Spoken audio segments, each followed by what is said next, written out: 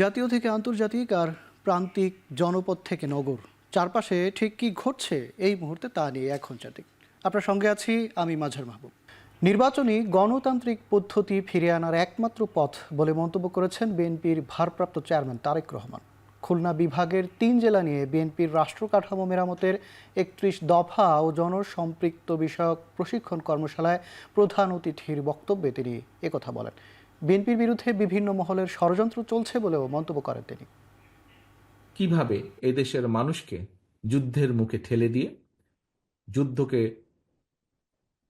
সঠিকভাবে সংগঠিত না করে বর্ডার ক্রস করে অন্য জায়গায় চলে গিয়েছে।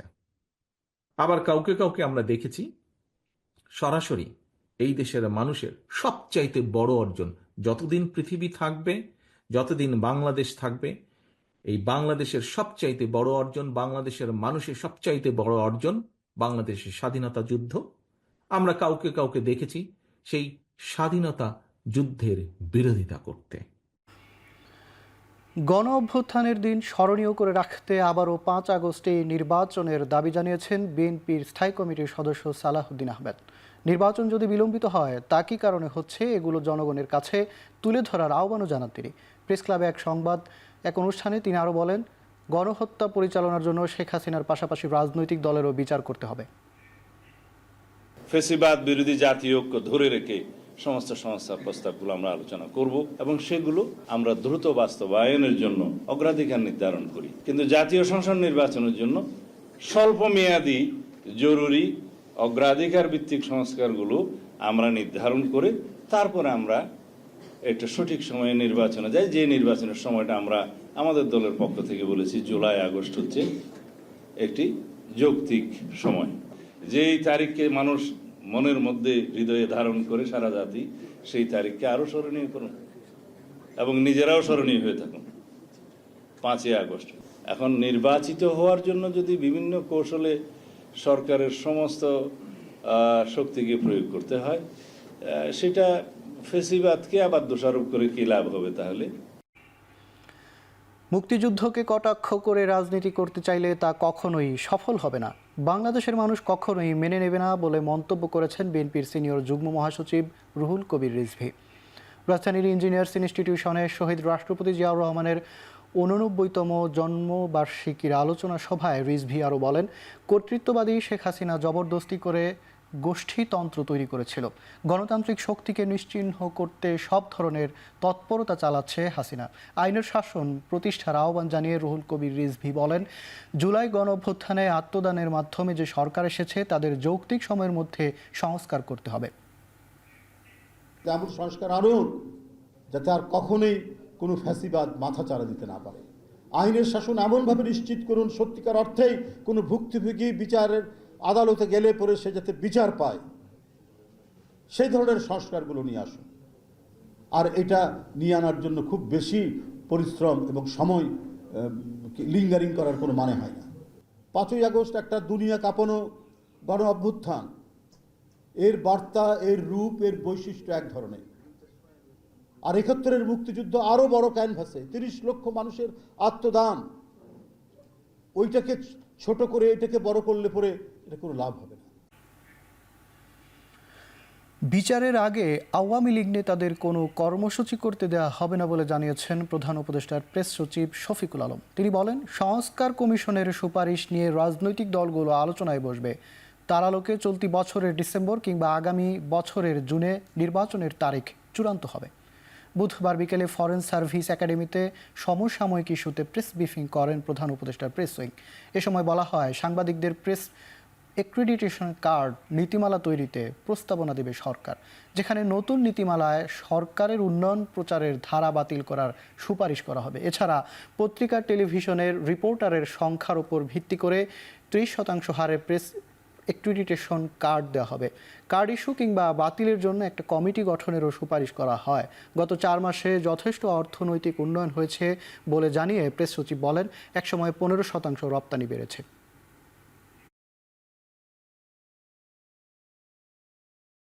অ্যাক্রিডিটেশন কার্ড বাতিল এবং অ্যাক্রিডিটেশন কার্ড ইস্যু করার ক্ষমতাটা এতদিন ধরে প্রধান তথ্য কর্মকর্তার হাতে নিয়োজিত রয়েছে, ন্যস্ত রয়েছে। নতুন নীতিমালায় সবাইকে নিয়ে একটা কমিটি করা হবে, যে কমিটি আসলে এক রেশন কার্ড ইস্যু এবং এক রেশন কার্ড বাতিলের ব্যাপারে চূড়ান্ত সিদ্ধান্ত গ্রহণ করবে। নারী ফুটবল দলকে কিভাবে উজ্জীবিত করা যায় সে নিয়েও সরকার নানা উদ্যোগ নিচ্ছে। ইতিমধ্যে আপনার ফিফা সভাপতির সাথে দাভোসে কয়েকদিন আগে মাননীয় প্রধান উপদেষ্টার কথা হয়েছে। বাংলাদেশে যতদিন না তারা ক্ষমা চাচ্ছে, যতদিন না তাদের এই লিডারশিপকে ট্রায়ালের মধ্যে আনা হচ্ছে এবং তাদের সাবমিট টু জাস্টিস এবং তাদের যতদিন না তাদের অ্যাকাউন্টেবিলিটির মধ্যে আসছে, ততদিন তাদের কোনো প্রোটেস্ট করার আসলে করতে দেওয়া হবে না। যদি কম রিফর্ম হয় সেক্ষেত্রে এই বছরের ডিসেম্বরের মধ্যে ইলেকশনটা হবে, হ্যাঁ সেটা আমরা বলেছি, মানে ইন্টারিম গভর্নমেন্ট বলেছে। আর একটা হচ্ছে যে যদি পার্টিগুলো মনে করে যে না আমরা আরও বেশি রিফর্ম চাই গভর্নমেন্টের কাছ থেকে, তাহলে সেক্ষেত্রে আরও 6 মাস এটা এক্সটেন্ড করা যেতে পারে, মানে জুন 2026-এর মধ্যে হতে পারে। বিগত আওয়ামী সরকারের ভুল নীতির কারণে সংকটে দেশের জ্বালানি সহ আর্থিক খাত দাবি সেন্টার ফর ডায়ালগ সিবিডির। এছাড়া অর্থনৈতিক স্থিতিশীলতায় দ্রুত রাজনৈতিক সরকার গঠনের তাগিদ দিয়েছে সংস্থাটি। বুধবার সকালে রাজধানীর ধানমন্ডিতে Centre for Policy Dialogue CPD 2024-25 অর্থবছরের প্রথম অন্তর্বর্তীকালীন পর্যালোচনায় চিত্র উঠে আসে। মূল্যস্ফীতি নিয়ন্ত্রণে অন্তর্বর্তী সরকার অনেক উদ্যোগ নিলেও অনেকাংশে ব্যর্থ বলে জানিয়েছে সংস্থাটি। এছাড়াও আয়োজনে সিপিডির পক্ষ থেকে বলা হয়, নির্বাচনের মাধ্যমে রাজনৈতিক দলের সরকার গঠনে অর্থনৈতিক স্থিতিশীলতা আসবে। এদিকে অর্থনৈতিক সক্ষমতা অর্জনে দুর্বল ব্যাংকের ব্যাপারে কঠোর সিদ্ধান্ত সহ ব্যাংক খাতকে পুনরুদ্ধার করতে বেশ কিছু পরামর্শ তুলে ধরে প্রতিষ্ঠানটি। অন্যদিকে নির্বাচনের মাধ্যমে রাজনৈতিক দলের সরকার গঠনে অর্থনৈতিক স্থিতিশীলতা আসবে বলেও মনে করেন তারা।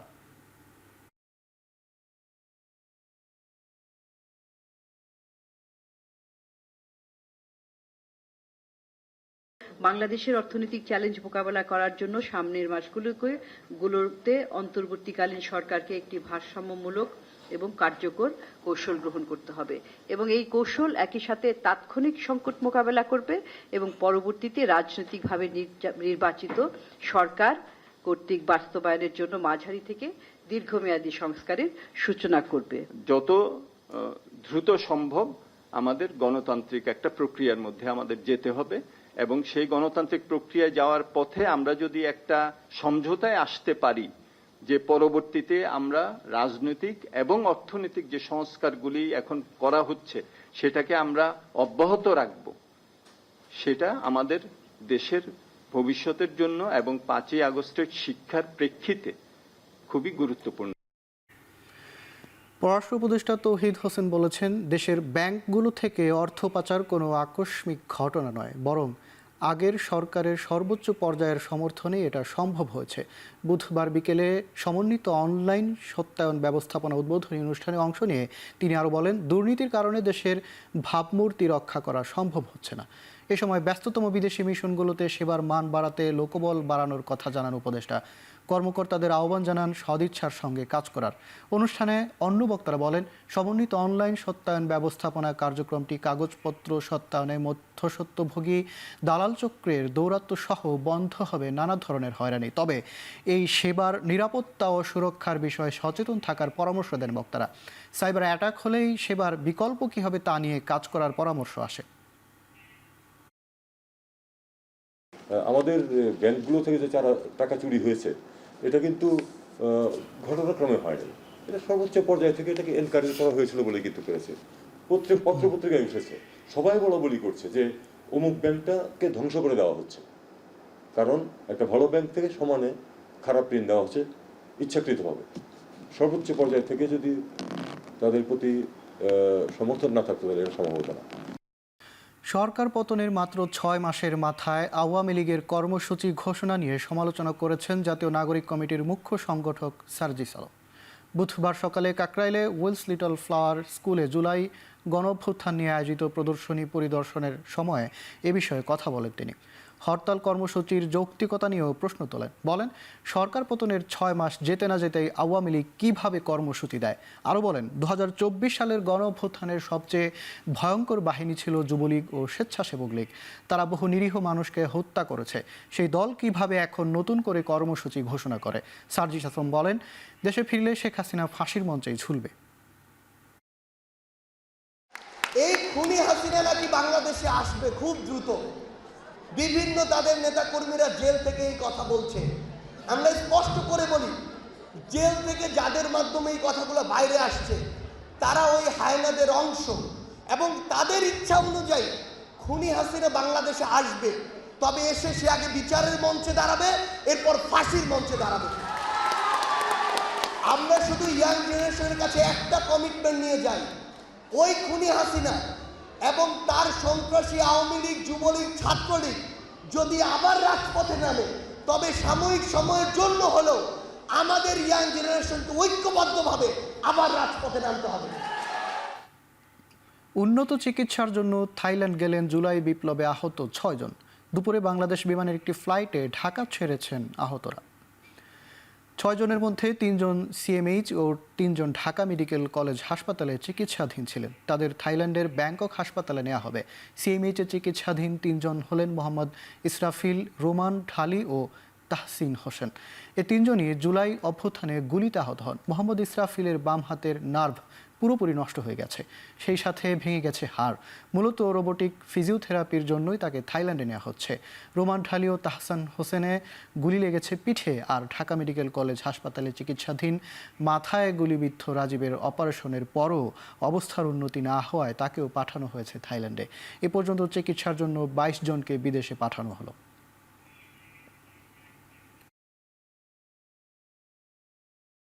যোদ্ধারা ছিলেন, তারা উন্নত চিকিৎসার লক্ষ্যে আজকে থাইল্যান্ডের একটি স্থানীয় হাসপাতালে যাচ্ছেন। স্বাস্থ্য মন্ত্রণালয়ের পক্ষ থেকে আমরা আহতদেরকে যত সম্ভব আমরা বিদেশে পাঠানোর চেষ্টা করছি, এবং সামনে আমাদের আরও অনেক আহত যোদ্ধারা আছেন, তাদেরকে নিয়ে আমরা কাজ করছি। আমাদের এই আহত যোদ্ধারা আমাদের দেশের গর্ব। আমরা চাই তাদের শারীরিক সুস্থতা এবং তারা দ্রুত আমাদের মাঝে সুস্থ হয়ে ফিরে আসুক। মোহাম্মদপুর থানার হত্যা চেষ্টা মামলায় সাবেক মন্ত্রী আনিসুল হককে 3 দিন ও বাড্ডা থানার হত্যা মামলায় সাবেক মেয়র আতিকুল ইসলাম 4 দিন ও মোহাম্মদপুর থানার হত্যা মামলায় সালমান এফ রহমান ও সাবেক আইজিপি চৌধুরী আবদুল্লাহ আল মামুনকে 3 দিনের রিমান্ড দিয়েছেন আদালত। এছাড়াও উত্তরা পশ্চিম থানার হত্যা চেষ্টা মামলায় গাজীপুরের সাবেক ভারপ্রাপ্ত মেয়র আসাদুর রহমান কিরণ 4 দিনের ও ধানমন্ডি হত্যা মামলায় ঢাকা বিশ্ববিদ্যালয় ছাত্রলীগের সাধারণ সম্পাদক হাসান সৈকতের 4 দিনের রিমান্ড মঞ্জুর করা হয়। এছাড়াও রাজধানীর বিভিন্ন থানার মামলায় সাবেক এমপি গোলাম কিবরিয়া টিপু, সাবেক সচিব মহিবুল হক, আওয়ামী লীগ নেতা মনোয়ার ইসলাম ও ডায়মন্ড ওয়ার্ল্ডের ব্যবস্থাপনা পরিচালক দিলীপ কুমার আগারওয়ালকে গ্রেপ্তার দেখানো হয়েছে। সকালে তাদের ঢাকার আদালতে হাজির করা হলে এই আদেশ দেন আদালত।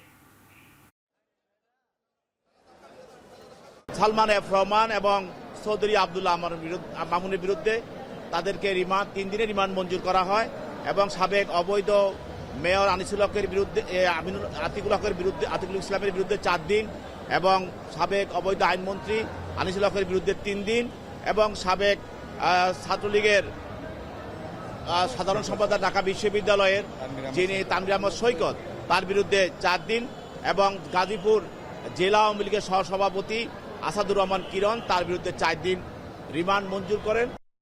নতুন রাজনৈতিক শক্তি ও জামিনে মুক্ত সাবেক বিডিআর সদস্যরা যেভাবে নিজেদের নির্দোষ বলে দাবি করছেন তার প্রতিবাদ জানিয়েছেন পিলখানা হত্যাকাণ্ডে শহীদ পরিবারের সদস্য এবং বেঁচে ফেরা সাবেক সেনা কর্মকর্তারা।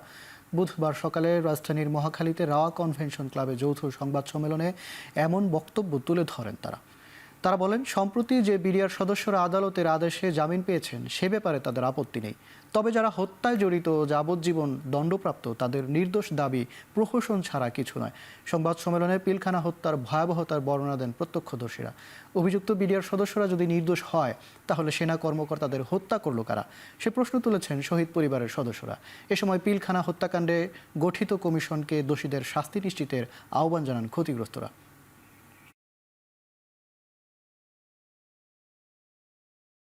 ঢালাওভাবে এমনকি হত্যাকারীদেরকেও ছেড়ে দেওয়ার জন্য যে আবেদনগুলো তুলে আসছে সেগুলা যেন সত্যি সত্যি না হয়, সেই শঙ্কায় কিন্তু আজকে আমাদের এই প্রেস কনফারেন্স। তারা কেউ প্রতিবাদ করে নাই, এটা অবশ্যই সত্য। যিনি প্রতিবাদ করেছিলেন তিনি শহীদ হয়েছেন, এটাও সত্য। ভেতরে যারা ছিল তারা শুধু প্রতিবাদ করে নাই, এটা তাদের অপরাধ না, তারা স্বতঃস্ফূর্তভাবে অংশগ্রহণ করেছিল। সেদিনের অপরাধ একমাত্র খুন করা না, সেদিনের অপরাধের সাথে অনেক কিছু ছিল।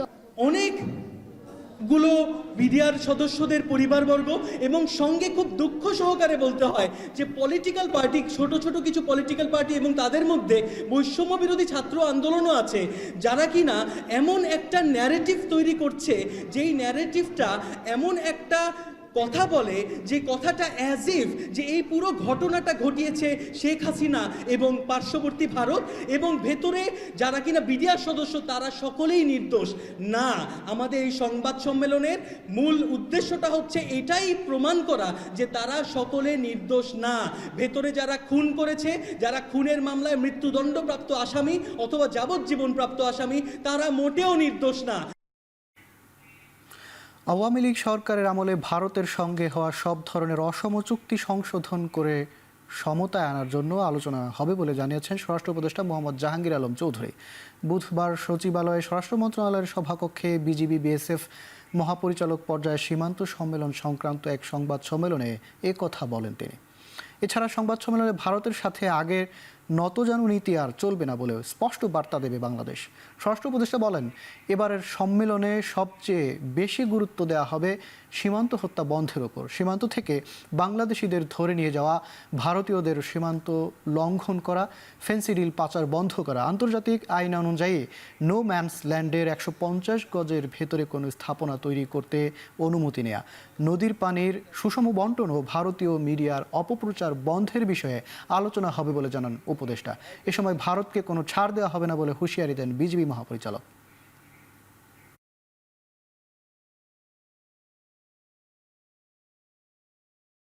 2010 সালে যে একটা চুক্তি হয়েছে, ওই চুক্তিটার ভিতরেই একটুখানি বড় ধরনের একটু সমস্যা দেখা দিচ্ছে। কিছুটা অসম চুক্তি আমরা সাইন করে ফেলছি। দহগ্রাম আঙ্গারপোতায় জিরো লাইনের দিক দিয়ে আপনি করতে পারবেন, কি বলে ফেন্স করতে পারবেন, আপনি পারমিশন দিয়ে দিচ্ছেন, বাংলাদেশ গভর্নমেন্টই পারমিশন দিছে। ওই পরিবর্তে তারা বলছে যে 3 বিঘা করিডোরটা আমরা 24 ঘন্টা ইউজ করতে পারবো। কিন্তু এই 3 বিঘা করিডোরের জন্য কিন্তু আমরা বেরুবাড়ি বহু আগেই দিয়ে দিছি। ওই জন্য আলোচনা হবে যে এই চুক্তিটা এইভাবে হয় নাই, এটা এইভাবে হওয়া দরকার ছিল। আগে যেভাবে কথাটা বলতো এইভাবে কথার টোনটা আলাদা হবে। দুষ্কৃতিকারীরা আমাদের বাংলাদেশি নাগরিক ধরে নিয়ে যায় বর্ডার থেকে। বিএসএফ এবং অন্যান্য যারা যে আমাদের যে সীমান্তে যে হত্যা করছে, ওটা যেভাবে হোক তাদের বন্ধ করতে হবে। এটা কোনোভাবেই গ্রহণযোগ্য না। সীমান্তে 150 গজের ভিতরে কতগুলি কাজ আছে যেটা করার নিয়ম নেই, ওইগুলি অনেক সময় তারা করতে চায়। আর কিছু কাজ আছে যেটা করতে হলে একজন আরেকজনের অনুমতি নিয়ে করতে হয়, এটা যেন অনুমতি নিয়ে করে। সাইমা ওয়াজেদ পুতুলের সূচনা ফাউন্ডেশনের নিবন্ধনকৃত ঠিকানায় কোনো প্রতিষ্ঠানের অস্তিত্ব পায়নি দুদক। ফাউন্ডেশনকে করমুক্তি দেওয়ার বিষয়টিও খতিয়ে দেখতে রাজস্ব বোর্ডের কাছে তথ্য চাইবে সংস্থাটি। এছাড়া সাবেক প্রতিমন্ত্রী আব্দুল ওয়াদুদ দারা ও সংসদ সদস্য ধীরেন্দ্রনাথ শম্ভুর বিরুদ্ধে অবৈধ সম্পদ অর্জনের অভিযোগে মামলা করেছে দুদক। সাবেক প্রধানমন্ত্রী শেখ হাসিনার কন্যা ও সূচনা ফাউন্ডেশনের প্রতিষ্ঠাতা সভাপতি সাইমা ওয়াজেদ পুতুলের বিরুদ্ধে জালিয়াতির মাধ্যমে অর্থ আত্মসাতের বিষয়টি খতিয়ে দেখতে ধানমন্ডি 5 নম্বরে রোডের 54 নম্বর বাসাটিতে অভিযান চালায় 4 সদস্যের দুদকের একটি দল, কিন্তু সেখানে গিয়ে এর কোনো অস্তিত্ব পায়নি সংস্থাটি। সূচনা ফাউন্ডেশনকে করমুক্তিও দেওয়া হয়েছিল, কিভাবে সেটি করা হয়েছে সে বিষয়েও খতিয়ে দেখতে রাজস্ব বোর্ডের কাছে তথ্য চাইবে দুদক। এছাড়া সাবেক প্রতিমন্ত্রী আব্দুল ওয়াদুদ দারা ও তার স্ত্রীসহ 8 জনের বিরুদ্ধে উত্তরা ফাইন্যান্স ও ইনভেস্টমেন্ট লিমিটেড থেকে 4 কোটি টাকার বেশি আত্মসাৎ এবং সাবেক সংসদ সদস্য ধীরেন্দ্রনাথ শম্ভু ও তার স্ত্রীর বিরুদ্ধে অবৈধ উপায়ে প্রায় 8 কোটি টাকার সম্পদ অর্জন ও 23টি ব্যাংক হিসাবে প্রায় 50 কোটি টাকা সন্দেহজনক লেনদেনের অভিযোগে আলাদা 2টি মামলা করেছে দুদক।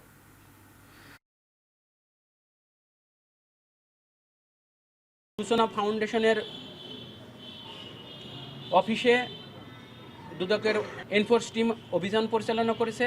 কাগজে কলমে সূচনা ফাউন্ডেশনের যে ঠিকানা দেওয়া ছিল সেই ঠিকানায় অভিযান চালিয়ে সূচনা ফাউন্ডেশনের ওই ঠিকানায় কোনো অস্তিত্ব পাওয়া যায়নি। কুমিল্লায় দুদকের চেয়ারম্যান ডক্টর আব্দুল মোমেন বলেছেন, 5 আগস্ট সৃষ্টির মূল কারণ দুর্নীতি, তাই দুর্নীতি কমিয়ে আনতে প্রত্যেকের সদিচ্ছা দরকার বলে জানান তিনি। বুধবার সকালে কুমিল্লার দুর্নীতি দমন কমিশনের 170তম গণশুনানির উদ্বোধনী অধিবেশনে একথা বলেন তিনি। সামাজিক সচেতনতা বৃদ্ধি ও দুর্নীতি প্রতিরোধে কুমিল্লা শিল্পকলা একাডেমি মিলনায়তনে এই গণশুনানির আয়োজন করা হয়। অন্তর্বর্তী সরকারের দায়িত্ব গ্রহণের পর এটি দুদকের প্রথম গণশুনানি। এই গণশুনানিতে বিভিন্ন সরকারি অফিসে সেবা প্রাপ্তিতে হয়রানির শিকার বা সেবাবঞ্চিত জনসাধারণ তাদের অভিযোগ কুমিল্লার সব সরকারি দপ্তরের প্রধানদের উপস্থিতিতে দুদকের ঊর্ধ্বতন কর্মকর্তাদের সামনে তুলে ধরেন। শুনানিতে 4টি বুথে সেবাবঞ্চিত জনসাধারণের 139টি অভিযোগ উত্থাপিত হয়। বক্তারা বলেন, সরকারি পরিষেবা প্রাপ্তি নিশ্চিতকরণ এবং সরকারি কর্মকর্তাদের মধ্যে সততা, নিষ্ঠা, জবাবদিহিতা নিশ্চিতে কাজ চলমান রয়েছে। আজকে এই যে 5ই আগস্ট ঘটলো কিংবা বিভিন্ন সময় যে আন্দোলন হচ্ছে, এগুলোর মূল কারণটাকে মূল কারণ হচ্ছে সমাজে এক ধরনের অবিচার আমরা লালন করি এবং আমরা যত ধরনের অবিচার হাত দিই না কেন, প্রত্যেকটা অবিচারের পেছনের যে সিড, যে বীজ, সেটা হচ্ছে দুর্নীতি। তাহলে আমাদের সমাজের আমাদের প্রধান আকাঙ্ক্ষা কি? যে একটা ন্যায় বিচার ভিত্তিক সমাজ গঠিত হোক। প্রতারণার মামলায় ইভ্যালির এমডি রাসেল ও তার স্ত্রীর চেয়ারম্যান শামিমা নাসরিনকে 2 বছরের কারাদণ্ড দিয়েছেন আদালত। বুধবার ঢাকার মেট্রোপলিটন ম্যাজিস্ট্রেট পার্থ ভদ্র ও রায় দেন। দণ্ডের পাশাপাশি তাদের 10,000 টাকা করে অর্থদণ্ড অনাদায়ে আরও 2 মাসের বিনাশ্রম কারাদণ্ড দেওয়া হয়েছে। বাদীপক্ষের আইনজীবী তৌসিফ মাহমুদ জানান, আসামিরা পলাতক রয়েছেন। আদালত তাদের বিরুদ্ধে সাজা পরোয়ানা সহ গ্রেপ্তারি পরোয়ানা জারি করেছেন। মামলা সূত্রে জানা যায়, ইভ্যালি বিভিন্ন মাধ্যমে চমকপ্রদ বিজ্ঞাপন দিয়ে বিভিন্ন পণ্য বিক্রয় করে। এতে আকৃষ্ট হয়ে তৌফিক মাহমুদ তাদের প্রতিষ্ঠান থেকে 2021 সালের 20 March Yamaha R15 bike order করেন, যার মূল্য বাবদ 2,45,000 টাকা পরিশোধ করেন। 3 এপ্রিল তিনি R15-এর আরও 2টি বাইক অর্ডার করেন, যার মূল্য বাবদ 5,90,000 টাকা পরিশোধ করেন। তবে কর্তৃপক্ষ 45 দিনের মধ্যে বাইক 3টি সরবরাহ করতে ব্যর্থ হয়। পরে তিনি ধানমন্ডি অফিসে যোগাযোগ করেন। কর্তৃপক্ষ 2টি চেক প্রদান করে, তবে ব্যাংক হিসেবে পর্যাপ্ত পরিমাণ অর্থ না থাকায় আসামিদের কাছ থেকে তার টাকা চাইলে দিতে রাজি না হলে 2024 সালের 4 ফেব্রুয়ারি আদালতে রাসেল ও শামিমার বিরুদ্ধে মামলা করেন। শুধু সুনামগঞ্জের জগন্নাথপুর উপজেলায় 106 জনকে অনিয়মের মাধ্যমে ভোটার করার প্রমাণ পেয়েছে নির্বাচন কমিশন। প্রতিজনকে ভোটার করতে লাখ টাকার ওপরে লেনদেন হয়েছে বলে জানিয়েছেন জাতীয় পরিচয় নিবন্ধন অনুবিভাগের মহাপরিচালক ASM হুমায়ুন কবির। ইসি সচিবালয়ে এ বিষয়ে গণমাধ্যমকে মহাপরিচালক জানান, অবৈধ অর্থ লেনদেনের মাধ্যমে জাতীয় পরিচয়পত্র জালিয়াতির ঘটনায় সুনামগঞ্জের জগন্নাথপুর থানা নির্বাচন অফিসার সহ 11 জনের বিরুদ্ধে মামলা করেছে ইসি। এরই মধ্যে থানা নির্বাচন কর্মকর্তা ও ডাটা এন্ট্রি অপারেটরকে সাময়িক বরখাস্ত করা হয়েছে। এনআইডি মহাপরিচালক বলেন, জাতীয় পরিচয়পত্রের অনিয়ম নিয়ে কঠোর অবস্থানে কমিশন। অনিয়ম করলে কর্মকর্তাকেও ছাড় দেওয়া হবে না বলে হুঁশিয়ারি দেন তিনি। রোহিঙ্গাদের ভোটার করা হচ্ছে বা বিদেশিদেরকে তাদের অবর্তমানে ভোটার করা হচ্ছে এবং একের থাম্ব ইমপ্রেশন আরেকজনেরটা দিয়ে ভোটার বানানো হচ্ছে। তো তারই আলোকে আমরা এই কাজটা করেছি এবং এই ক্ষেত্রে আমরা মনে করছি যে আমরা সঠিকভাবে ওদেরকে ধরতে পেরেছি। বৃহস্পতিবার চাকরিচ্যুত পুলিশ সদস্যদের আবেদন পর্যালোচনার জন্য সভা করবে পুলিশ পুনর্বহালের তদন্ত কমিটি। এমনটাই জানিয়েছেন পুলিশ পুনর্বহাল কমিটির প্রধান ডিআইজি ডক্টর শোয়েব রিয়াজ আলম। বিকেলে আন্দোলনরত সাবেক পুলিশ সদস্যদের সাথে আলাপকালে আরও বলেন, চাকরিতে পুনর্বহাল হতে হলে আইন নিয়ম মেনে আসতে হবে। এ সময় আন্দোলনরত সাবেক পুলিশ সদস্যরা জানান, তাদের দাবি না মানলে এই অবস্থান কর্মসূচি অব্যাহত থাকবে। এর আগে সকাল থেকে পুলিশ হেডকোয়ার্টারে অবস্থান করেন তারা। এ সময় পুলিশ সদর দপ্তরের সামনে এসব চাকরিচ্যুত পুলিশ সদস্যরা অবস্থান নিয়ে চাকরি ফিরে পেতে নানা ধরনের স্লোগান দেন।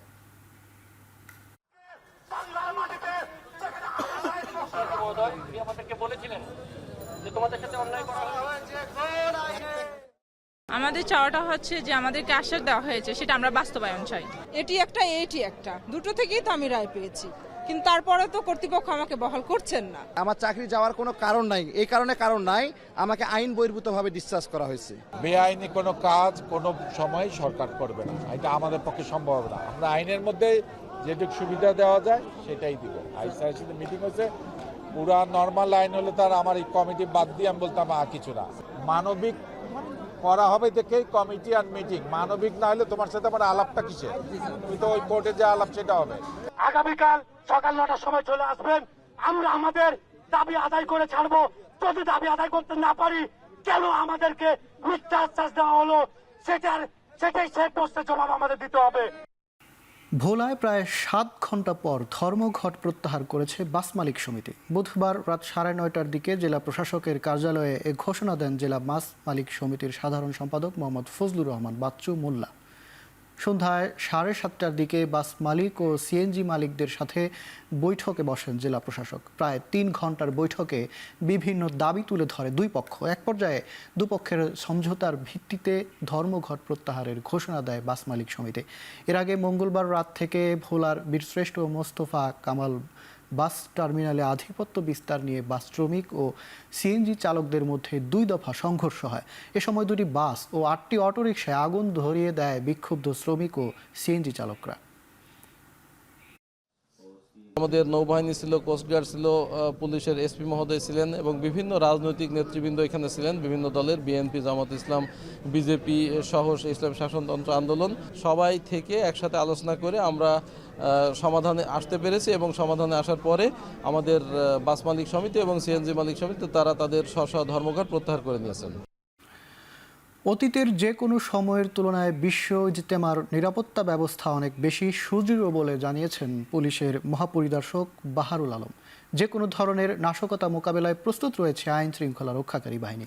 5ই আগস্টের গণ অভ্যুত্থানের পর এবার ভিন্ন প্রেক্ষাপটে ইজতেমা আয়োজন করা হচ্ছে। বুধবার সকালে টঙ্গীর বিশ্ব ইজতেমা ময়দানের সার্বিক নিরাপত্তা ব্যবস্থা পরিদর্শন করেন আইজিপি।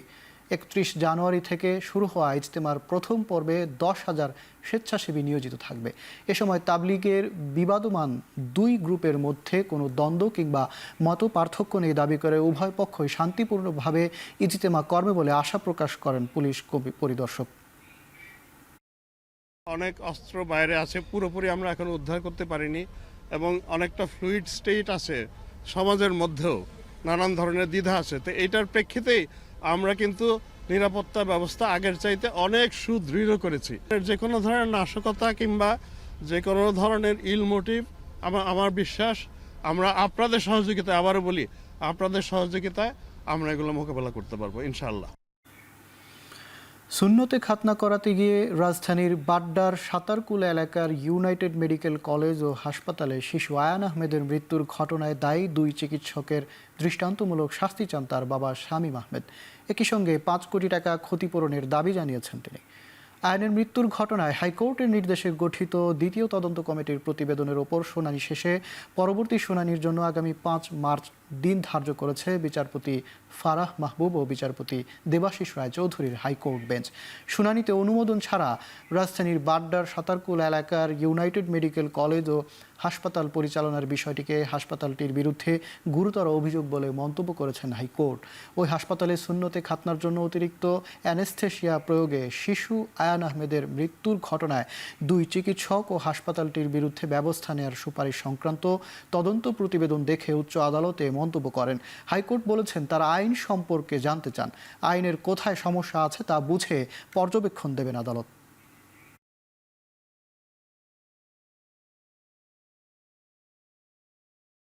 এই মামলাটির মাধ্যমে এদেশের মানুষ যে সুচিকিৎসা পাবে এবং সেই চিকিৎসা নিশ্চিত করার জন্য বিদ্যমান আইন এবং বিধির মধ্যে কোনো অসামঞ্জস্যতা আছে কিনা, কোনো ফ্লজ আছে কিনা, কিংবা আরও কীভাবে করা সম্ভব, এই সমস্ত বিষয়গুলো পর্যালোচনা করে আদালত একটি সুচিন্তিত রায় দিবেন বলে আমরা প্রত্যাশা করেছি। যে ইউনাইটেড হাসপাতাল অ্যান্ড মেডিকেল কলেজ যে ছিল তাদেরকে তারা দায়িত্ব অবহেলার, এই রিপোর্টে তারা সেটা প্রকাশ করেছে, তাদের দায়িত্ব অবহেলা ছিল এবং তাদের বিরুদ্ধে আইনানুগ ব্যবস্থা নেওয়ার জন্য বলা হয়েছে। Japan Bangladesh security printing and papers লিমিটেডের অফিস, গাড়ি ও মোটর সাইকেলে অগ্নিসংযোগ, ককটেল নিক্ষেপ ও গুলিবর্ষণের প্রতিবাদে সংবাদ সম্মেলন করেছে বেসরকারি প্রতিষ্ঠান জেবি গ্রুপ। বুধবার দুপুরে জাতীয় প্রেস ক্লাবের সংবাদ সম্মেলনে এ ঘটনার তদন্ত ও সঠিক বিচারের দাবি জানানো হয়। এ সময় জেবি গ্রুপের চেয়ারম্যান জনাব সেলিম প্রধান বলেন, বর্তমান পরিস্থিতিতে প্রতিষ্ঠানটি নিরাপত্তাহীনতায় ভুগছে। একটি মহল নানাভাবে উদ্দেশ্য প্রণোদিতভাবে অগ্নিসংযোগ, ককটেল নিক্ষেপ করলেও প্রশাসন নীরব ভূমিকা পালন করছে। এছাড়াও দোষীদের গ্রেপ্তার ও ন্যায় বিচারের দাবি জানান তিনি।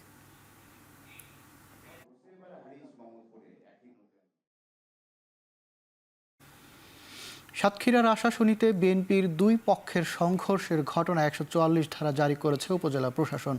বুধবার দুপুরে আশাশুনি উপজেলার বুধহাটা ইউনিয়ন বিএনপির কর্মী সম্মেলনে সংঘর্ষের ঘটনা ঘটে। বুধবার উপজেলার পদ্মবেওলা সাইক্লোন শেল্টার স্কুল মাঠে বুধহাটা ইউনিয়ন বিএনপির কর্মী সম্মেলনের আয়োজন করা হয়।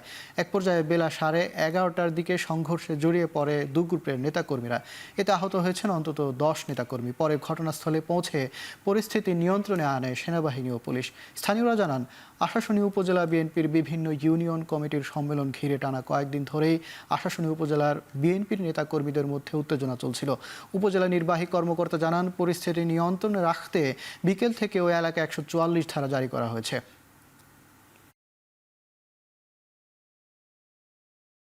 চট্টগ্রাম নগরীতে আবারও চালু হলো স্মার্ট পে পার্কিং। নগরের আগ্রাবাদের কমার্স কলেজের সড়কে চালু হওয়া এই পাইলট প্রকল্পে আপাতত রাখা যাবে ব্যক্তিগত গাড়ি আর মোটরসাইকেল। অ্যাপের মাধ্যমে নির্দিষ্ট ফি দিয়ে এসব গাড়ি পার্ক করার সুযোগ পাবেন নগরবাসী। 6 মাস পর বুধবার নগরের আগ্রাবাদ কমার্স কলেজ সড়কে এই প্রকল্পের উদ্বোধন করেন city mayor doctor Shahadat Hossain. বিশৃঙ্খলা ও যানজট সমস্যা সমাধানে গেল জুনে নগরের আগ্রাবাদে চালু হয়েছিল পে পার্কিং সুবিধা। তবে দেশের রাজনৈতিক পরিস্থিতির কারণে মাসখানেক পরেই বন্ধ হয়ে যায় এ সেবা। এখানে 200টি গাড়ি পার্কিং ও 70টি মোটরসাইকেল রাখা যাবে। এক্ষেত্রে গাড়ির জন্য ঘন্টা প্রতি 30 ও মোটরসাইকেলের জন্য 10 টাকা গুনতে হবে।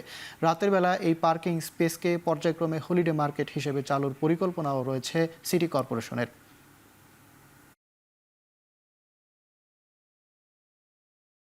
প্রপারলি একটা স্ট্রাকচারড ওয়েতে না রাখার কারণে গাড়ি চলাচলে বাধা সৃষ্টি হয়, জ্যাম হয়। তো আমরা এই জায়গাটাই সিটি কর্পোরেশনের জায়গাতে সবাই গাড়ি রাখছে, সেটাকে একটা অর্গানাইজ করে একটু লেআউটের মধ্যে এনে স্ট্রাকচারড ওয়েতে রাখবো এবং সেটা ম্যানেজ করার জন্য আমাদের ভলান্টিয়ার থাকবে ইয়েস পার্কিংয়ের। শুধু আগ্রাবাদ নয়, সারা চট্টগ্রাম শহরে তারা যদি এই প্রজেক্টটি পাইলট প্রজেক্টের মাধ্যমে তারা সাকসেসফুলি সেটা করতে পারে, সো দ্যাট চট্টগ্রাম শহরে আমরা এই কাজটির মাধ্যমে চট্টগ্রামের যানজট আমরা অনেকটা কমিয়ে আনতে পারবো। মিয়ানমার ও ভারত থেকে 36,000 টন চাল নিয়ে চট্টগ্রাম বন্দরে পৌঁছেছে দুটি জাহাজ। এরই মধ্যে মিয়ানমার থেকে 22,000 টন ও ভারত থেকে আনা হয়েছে 14,000 টন চাল। বুধবার দুপুরে চট্টগ্রাম বন্দরের জেটিতে ভিড়েছে জাহাজ দুটি। এটি মিয়ানমার থেকে আসা দ্বিতীয় ও ভারত থেকে আসা সরকারি চালের তৃতীয় চালান। G2G চুক্তির ভিত্তিতে উন্মুক্ত দরপত্রের মাধ্যমে এসেছে এই চাল। জাহাজে রাখা চাল দ্রুতই খালাস করা হবে।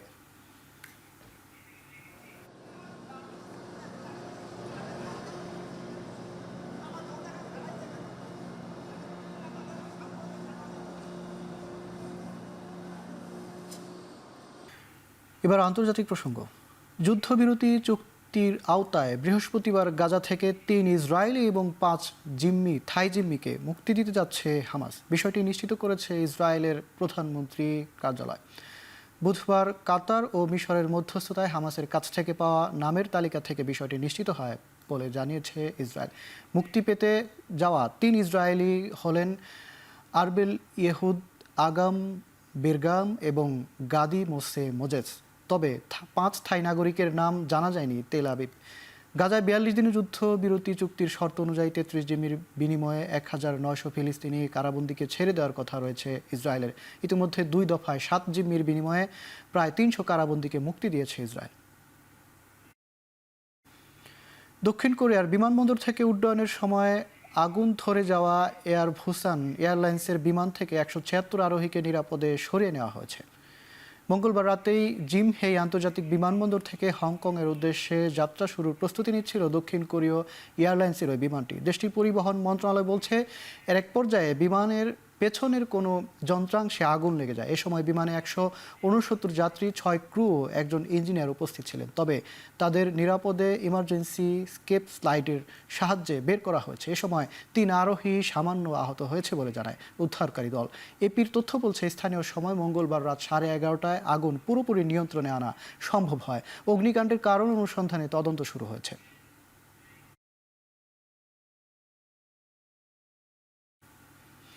জাপানের সাইতামা অঞ্চলে সড়কের মধ্যে সৃষ্ট 5 মিটার গভীর বিশাল গর্তে একটি ট্রাক পড়ে গিয়ে নিখোঁজ রয়েছেন এর চালক। তাকে উদ্ধারে চলছে অভিযান। বুধবার অঞ্চলটির ইয়াশিতো সিটির একটি সড়কে এ দুর্ঘটনা ঘটে। এ ঘটনার পরপরই উদ্ধারকর্মীরা ট্রাকটির একটি অংশ টেনে তুলতে সক্ষম হলেও এখনও নিচে আটকা পড়ে আছেন ট্রাকের চালক। ট্রাকের সামনের অংশটি টেনে তুলতে দুর্ঘটনাস্থলে অভিযান চালাচ্ছেন উদ্ধারকর্মীরা। এ ঘটনার পরপরই পাশে আরও একটি বিশাল গর্তের সৃষ্টি হয়েছে সড়কে। কর্তৃপক্ষ বলছে গ্যাস লিকেজ থেকেই বিভিন্ন স্থানে রাস্তা ধসে এই গর্তের সৃষ্টি হচ্ছে।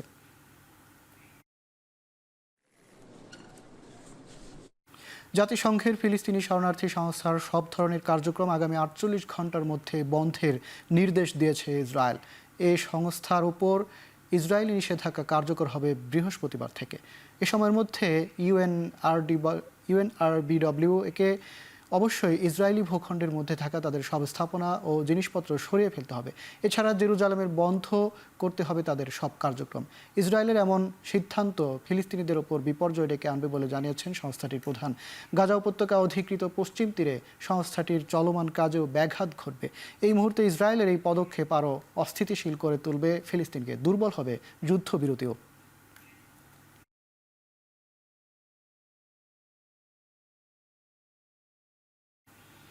সামাজিক যোগাযোগ মাধ্যমে কন্টেন্ট নিয়ন্ত্রণের উপর একটি প্রস্তাবিত আইনের বিরুদ্ধে বিক্ষোভ করেছেন শত শত পাকিস্তানি সাংবাদিক। তাদের অভিযোগ, সংবাদ মাধ্যমের স্বাধীনতা খর্ব করা এবং ডিজিটাল মাধ্যমে নিয়ন্ত্রণ করার চেষ্টা করছে সরকার। নতুন আইনে বলা আছে, মিথ্যা বা ভুয়া তথ্য প্রচার করলে 3 বছর পর্যন্ত কারাদণ্ড এবং 20 লক্ষ রুপি জরিমানা হতে পারে।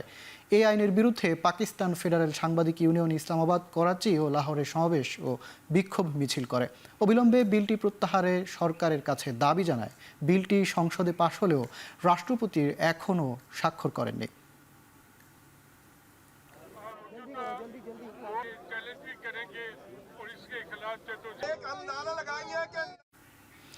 যুক্তরাজ্যের ইলিং সাউথ হল সংসদীয় আসনের চেয়ারম্যান নির্বাচিত হলেন বাংলাদেশি বংশোদ্ভূত ব্রিটিশ নাগরিক শাহ মোহাম্মদ ইব্রাহিম। 2016 সাল থেকে ওয়েস্ট লন্ডনের সাউথ হলে কনজারভেটিভ ও দলের সাথে যুক্ত হয়ে মাত্র 9 বছরের মধ্যে এই সাফল্য অর্জন করেন শাহ মোহাম্মদ ইব্রাহিম। আগামীতে এই আসন থেকে এমপি পদে নির্বাচন করার প্রত্যাশা ব্যক্ত করেন তিনি। এদিকে ইলিং সাউথ হল সংসদীয় আসনের চেয়ারম্যান নির্বাচিত হয় বাংলাদেশ কমিউনিটির পক্ষ থেকে শাহ মোহাম্মদ ইব্রাহিমকে অভিনন্দন জানানো হয়েছে।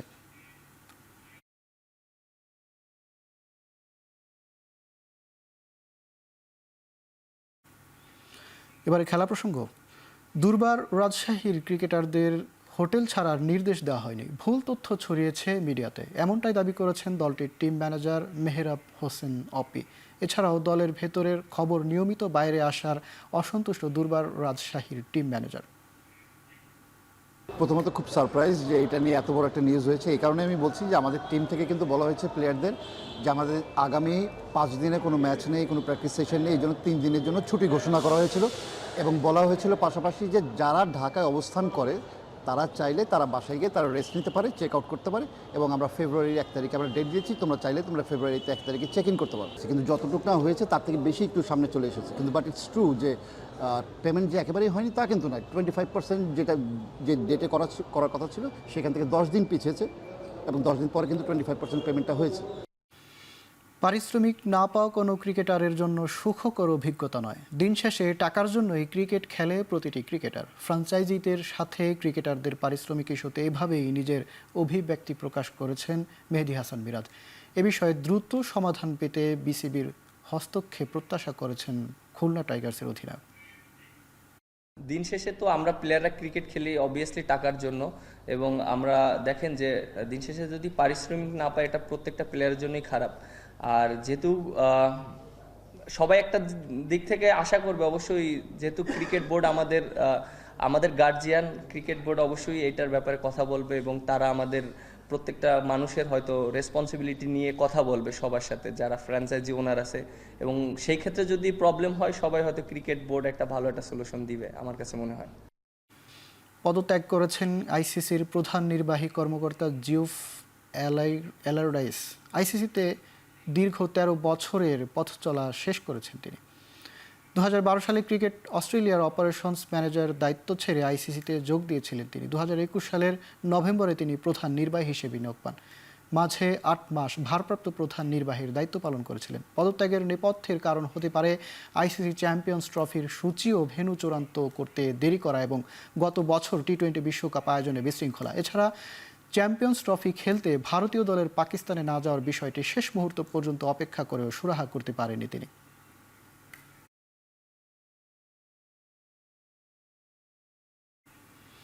শেষ করছি এখন চারদিক। এখন টেলিভিশন ওয়েবসাইটে দেখতে ভিজিট করুন www.ekhon.tv, ফেসবুকে ভিজিট করুন facebook.com/tv.ekhon, ইউটিউবে সার্চ করুন youtube.com/ekhon tv।